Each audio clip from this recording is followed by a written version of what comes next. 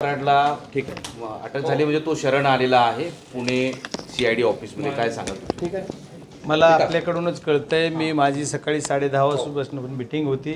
आपणच सांगताय मला जर झाल्या असले अटक किंवा अरेस्ट झाली किंवा ते सिलेंडर झाले तर त्यांचं ते पोलीस यंत्रणेचा भाग आहे. ते अटक झाले तर चांगलं काम झालं, पण पोलीस यंत्रणेला माझी विनंती आहे की अटक कुठल्या गुन्ह्यात झाले आणि त्यांना आता कुठल्या गुन्ह्यात कसं त्या तपासामध्ये जे काही सगळं आहे त्याच्यामध्ये त्यांना मर्डर केसमध्ये त्यांचा संबंध असेल तर त्यांना अटक झाली पाहिजे. कराडा व्हिडिओ जारी केला आहे शरण येण्यापूर्वी की माझा या गुन्ह्याशी काही संबंध नाही, खोटा गुन्हा दाखल झाला आहे खंडणीचा आणि संतोष भैया देशमुख यांचे जे मारेकरी आहेत त्यांच्यावर कठोर शिक्षा झाली पाहिजे, त्यांना फाशी शिक्षा झाली पाहिजे अशी मागणी त्यांनी अशी केली.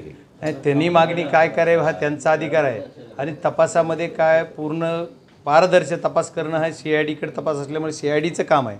पण आता आपण सर्वजण माध्यमाशी बघतोय तर ते एवढा 23-24 दिवस डिक्लेअर करायला का लागले?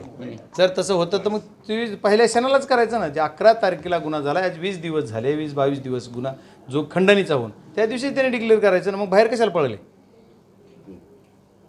तरी करायचं जो तर डिक्लेअर त्या दिवशी करायचं. जर केलं असेल तर मला माहीत नाही.